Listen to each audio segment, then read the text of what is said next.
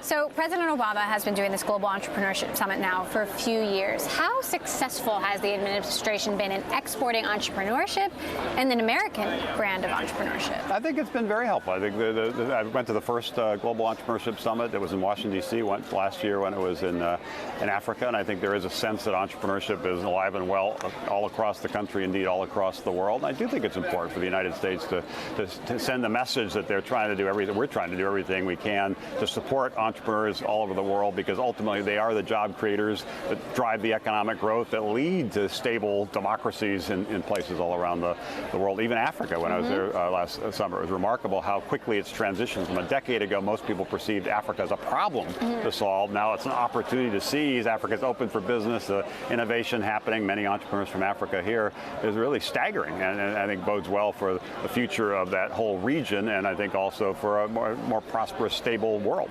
So is it important to export entrepreneurship or an American kind of entrepreneurship? Well, I think every country is a little bit different, and even Silicon Valley, it's worth remembering, it's not just a place, it's also an idea, a way of thinking, a perspective, a network.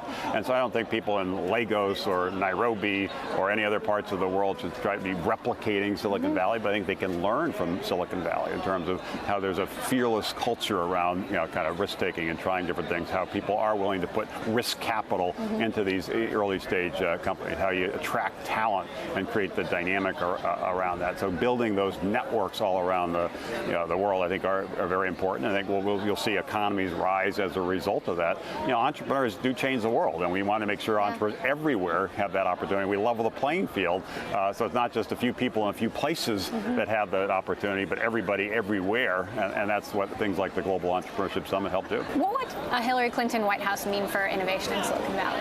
Well, I try to stay out of the politics, but I have had a chance to work with her on a number of issues over a lot of years, and I think she understands the importance of innovation, understands the importance of entrepreneurship. I think Donald Trump does as well. You made a point earlier that 20 years ago the president would be focused on exporting democracy. Today it's all about entrepreneurship. Why? Why is that now more important? Well, I think democracy obviously is important, but one way to get to a stable democracy is to have a community that's rising up and creates a sense of hope and opportunity. And the way to do that is by creating jobs, and the best way to create jobs is to help entrepreneurs who have ideas, create companies that actually can grow and expand, and in the process kind of lift up those communities. We've seen that within the country in these rise of the rest cities, how entrepreneurs in Baltimore and New Orleans and Detroit are creating these companies that are changing the world and also helping support their communities. That's true around the world as well.